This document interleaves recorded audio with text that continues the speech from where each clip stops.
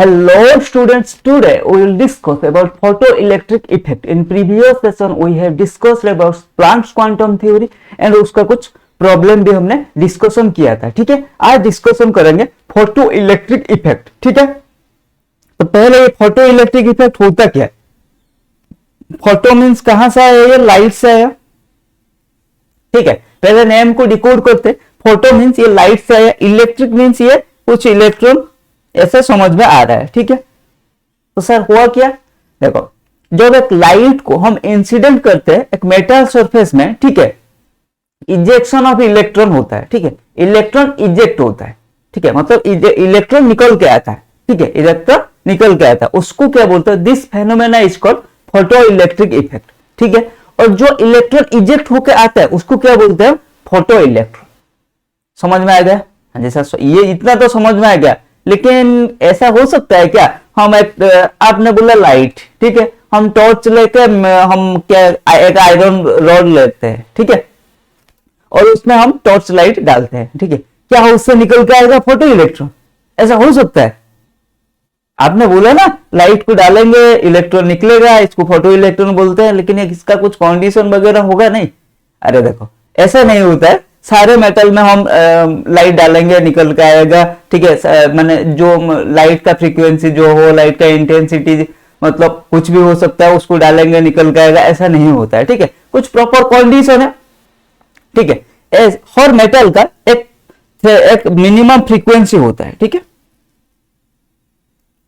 हर metal का एक minimum frequency होता है, वो फिक्स है, उसको क्या बोलते हैं, थ्रेशोल्ड फ्रीक्वेंसी. आगे जाके डिस्कशन करेंगे, पहले ओवरव्यू दे देता हूं. थ्रेशोल्ड फ्रीक्वेंसी, ठीक है, इसको क्या बोलते हैं, हर मेटल का एक मिनिमम फ्रीक्वेंसी होता है, उसको बोलते हैं थ्रेशोल्ड फ्रीक्वेंसी. सो जो लाइट हम इंसिडेंट कर रहे हैं, ठीक है, जो लाइट हम इंसिडेंट कर रहे हैं उसका frequency either equals to threshold frequency और ग्रेटर देन थ्रेशोल्ड फ्रीक्वेंसी होना चाहिए. कैसे मतलब मान लो हम कोई लाइट इंसिडेंट कर रहे हैं एक मेटल सरफेस के ऊपर. ठीक है, मान लो ये एक मेटल है. ठीक है, ये एक मेटल है. ठीक है, इसमें मैं कोई लाइट इंसिडेंट करूंगा. ठीक है, तो इस मेटल का एक मिनिमम फ्रीक्वेंसी होता है, उसको क्या बोलते हैं, थ्रेशोल्ड फ्रीक्वेंसी. और जो लाइट रे जो हम इंसिडेंट कर रहे हैं, लाइट का भी फ्रीक्वेंसी होता है, तो लाइट का फ्रीक्वेंसी एंड मेटल का जो थ्रेशोल्ड फ्रीक्वेंसी होता है उसके साथ आइदर इक्वल और उससे ज्यादा होना चाहिए. अगर उससे लेस होगा तो वो इलेक्ट्रॉन इजेक्ट नहीं होगा, फोटो इलेक्ट्रिक इफेक्ट पॉसिबल नहीं होगा. ठीक है, समझ में आ गया. तो incident light must be greater than or equal to the threshold frequency. The frequency of incident light must be equal to और greater than the frequency, the minimum frequency of the metal, that is threshold frequency. ठीक है, no matter whatever may be the intensity of the light and how long we incident. अगर threshold frequency से, ठीक है, threshold frequency से हमारे जो light incident कर रहे हैं उसका फ्रीक्वेंसी लेस हुआ, ठीक है, तो चाहे लाइट का इंटेंसिटी जो भी हो, चाहे लाइट आप दिन भर रात भर या सालों भर आप इंसिडेंट करते रहे, ठीक है, तब भी हमारा फ्रीक्वेंसी, हमारा क्या, फोटो इलेक्ट्रॉन एमिट नहीं होगा. ठीक है, अच्छा इतना सारे बात है हमारी से, तो इसको ऐसा समझते ना. मान लो एक आपके पास एक ग्लास विंडो है. ठीक है, उस पर आप क्या करेंगे, एक टेनिस बॉल लेंगे, टेनिस बॉल छोड़ो, एक क्रिकेट बॉल लेंगे जो सीजन बॉल होता है. ठीक है, एक क्रिकेट बॉल लेंगे, एक पिंग पोंग बॉल लेंगे. ठीक है, और इंसिडेंट करेंगे तो क्या होगा, बताओ क्या होगा सर, क्या होना क्या है. जब हम क्रिकेट बॉल को स्ट्राइक करेंगे तो क्या करेगा, वो टूट जाएगा glass window.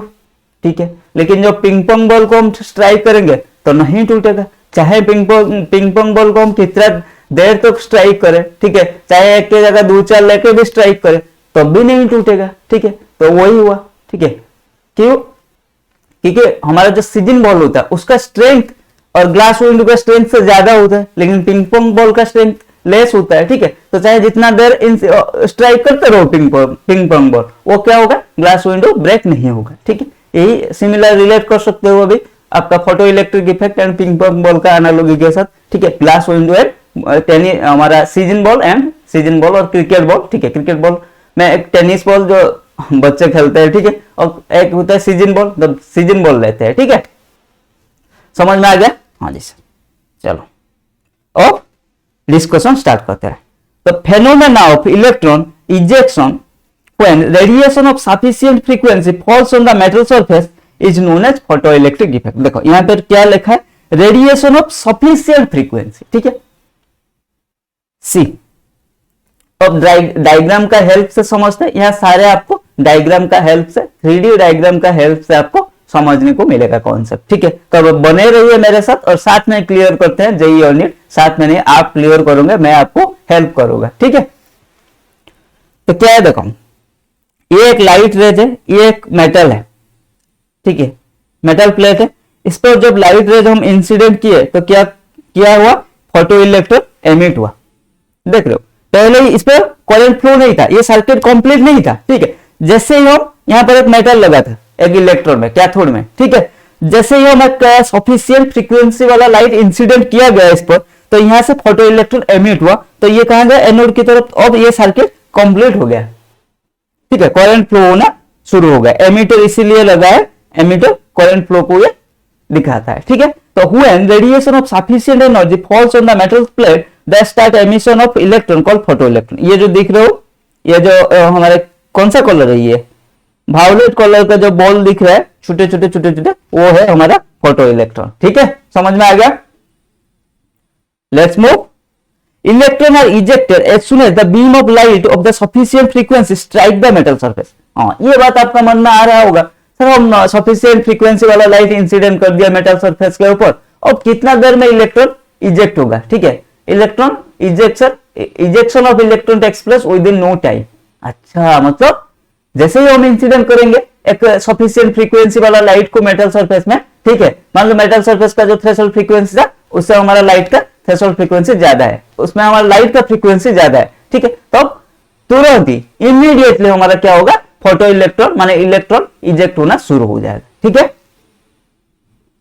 Next, minimum frequency is required to eject a photo electron from a metal surface is known as threshold frequency, ठीक है। ये मैंने बता दिया, हर मेटल का एक मिनिमम फ्रीक्वेंसी होता है, उसको हम थ्रेशोल्ड फ्रीक्वेंसी बोलते हैं। जनरली हमारा जो क्या सीजियम वगैरह, सीजियम का थ्रेशोल्ड फ्रीक्वेंसी सबसे लीस्ट है, ठीक है। तो वो फोटो इलेक्ट्रॉन के लिए बेस्ट मटेरियल होता है, ठीक है।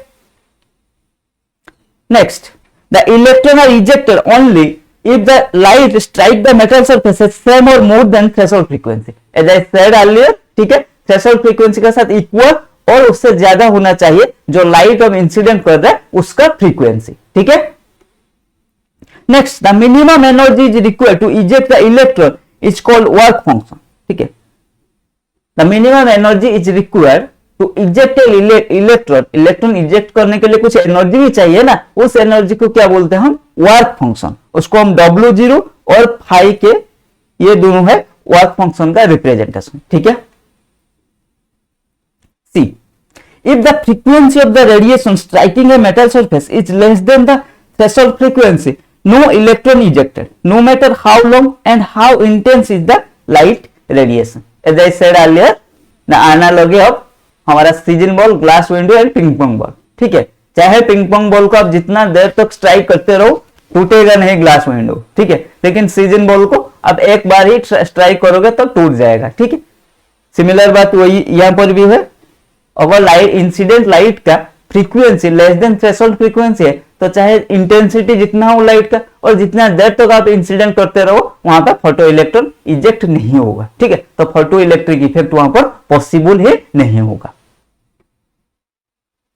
Next, no electron is ejected regardless of intensity of light, nu less than nu zero. अगर incident frequency of incident light less than, हम थ्रेशोल्ड फ्रीक्वेंसी को न्यू जीरो से रिप्रेजेंट करते हैं, ठीक है। Even at low intensity electron are ejected immediately. अगर frequency of incident light greater than frequency of हमारा थ्रेशोल्ड फ्रीक्वेंसी, तो हमारा इंटेंसिटी लो हो सकता है, ठीक है। लो इंटेंसिटी में कोई फर्क नहीं पड़ेगा, हमारा फोटो इलेक्ट्रॉन इजेक्ट हो जाएगा, ठीक है। Next move. So number of electron ejected directly proportional to intensity of light और ब्राइटनेस ऑफ लाइट, ठीक है। कैसा ये तो समझ में नहीं आया, लेकिन जो मतलब फोटो इलेक्ट्रिक प्रोसेस के लिए हमें फ्रीक्वेंसी थ्रेशोल्ड फ्रीक्वेंसी से ज्यादा चाहिए और उसके साथ इक्वल चाहिए, ठीक है, ये होगा। तो अब नंबर ऑफ फोटो मतलब इलेक्ट्रॉन कितना इजेक्ट होगा, ठीक है। कितना क्वांटिटी में इलेक्ट्रॉन इजेक्ट होगा वो किस पर डिपेंड करेगा? क्या वो फ्रीक्वेंसी पर डिपेंड करेगा, क्या वो टाइम पर डिपेंड करेगा, क्या वो इंटेंसिटी ऊपर डिपेंड करेगा, किसके ऊपर डिपेंड करेगा? देखो फ्रीक्वेंसी के ऊपर वो डिपेंड नहीं करेगा। फोटो इलेक्ट्रिक माने इलेक्ट्रॉन इजेक्ट होगा या नहीं ये फ्रीक्वेंसी के ऊपर डिपेंड करेगा, लेकिन कितना होगा वो फ्रीक्वेंसी के ऊपर डिपेंड नहीं करेगा, और टाइम के ऊपर भी ये डिपेंड नहीं करेगा। यहाँ पर टाइम का कोई बात नहीं चला, यहाँ पर फ्रीक्वेंसी एंड इंसिडेंट ये दोनों चलेगा, ठीक है। तो नंबर ऑफ फोटो इलेक्ट्रॉन, कितना फोटो इलेक्ट्रॉन हमारा इजेक्ट होगा वो किसके ऊपर डिपेंड करेगा? इंटेंसिटी ऑफ लाइट, और जिसको बोलते हैं ब्राइटनेस, ठीक है। इंटेंसिटी जितना बड़ा होगा number of photo electron ejected वो भी इंक्रीज हो जाएगा, ठीक है। Then variation of photocurrent with intensity, the number of photoelectron emitted increases with increase in intensity of incident radiation on the metal plate. As I said earlier, metal plate के ऊपर जो light incident कर रहे हो, ठीक है, उसका frequency उसका इंटेंसिटी जितना ज्यादा इंक्रीज कराओगे हमारा क्या होगा? जो फोटो इलेक्ट्रॉन इजेक्ट हो रहा है उसका नंबर भी इंक्रीज हो जाएगा, ठीक है। Yes, sir. So, number of photoelectron emitted directly proportional to intensity of light. C. Diagram का हेल्प से इसको अच्छे से समझते हैं। देखो ये इससे पहले ये था, ठीक है। हम इंटेंसिटी यहां पर इंक्रीज कर दिया, ठीक है। इंटेंसिटी इंक्रीज कर दिया तो यहां पर मान लो 3 हमारा इलेक्ट्रॉन इजेक्ट हो रहा था, तब जब यहां पर हम इंटेंसिटी इंक्रीज किया गया तब 6 हो गया, ठीक है। ऐसे एक रॉ प्लेयर है, नहीं ऐसा नहीं कि सर मारोगे 3 निकलेगा, ठीक है। ऐसे हम रॉ प्लेयर है, इंटेंसिटी इंक्रीज किया नंबर ऑफ फोटो इलेक्ट्रॉन हमारा इंक्रीज होगा।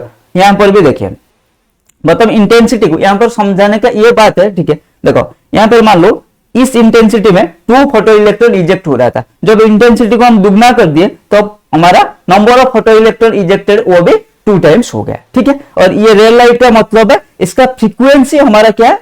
लेस देन थ्रेशोल्ड फ्रीक्वेंसी है। तो चाहे यहां पर जो भी इसीलिए यहां पर क्या है? हमारा इलेक्ट्रॉन इजेक्ट नहीं हो रहा है। यहां पर अब इंटेंसिटी को जितना इंक्रीज करा 2, 4, 6, 8 जितना भी लगा दो ऐसे हमारा इलेक्ट्रॉन इजेक्ट नहीं होगा, क्योंकि इसका फ्रीक्वेंसी है हमारा लेस देन थ्रेशोल्ड फ्रीक्वेंसी है, ठीक है। फर्स्ट क्राइटेरिया फोटो इलेक्ट्रॉन मतलब फोटो इलेक्ट्रिक इफेक्ट का प्रोसेस के लिए क्राइटेरिया क्या है? Frequency less than greater equals to और ग्रेटर देन होना चाहिए थ्रेशोल्ड फ्रीक्वेंसी। उसके बाद आएगा इंटेंसिटी का काम, कितना number of photo electron eject होगा वो इंटेंसिटी के ऊपर डिपेंड करेगा, ठीक है। तो ये तीनों हेल्प से समझ लिया, ठीक है। Intensity increases photo electron increases, ठीक है, number of photo electron increases. But यहां पर हमारा हो ही नहीं रहा, ठीक है, मतलब इलेक्ट्रॉन इजेक्ट ही नहीं हो रहा है। क्यों नहीं हो रहा भाई? तो इसका फ्रीक्वेंसी लेस देन मेटल का थ्रेशोल्ड फ्रीक्वेंसी, इसीलिए नहीं हो रहा है। तो चाहे जितना मर्जी इंटेंसिटी इंक्रीज करा दो नहीं होगा इलेक्ट्रॉन इजेक्ट, ठीक है। नेक्स्ट थ्रेशोल्ड वेवलेंथ, ये क्या sir? It is the maximum wavelength of the incident radiation required for the ejection of electron from a metal surface. All the wavelength below this wavelength will result with in the emission of electron, ठीक है।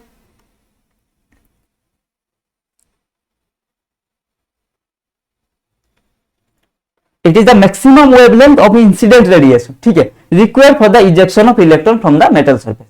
metal surface to electron eject करने के लिए maximum wavelength, ठीक है, उसको बोलते हैं threshold wavelength।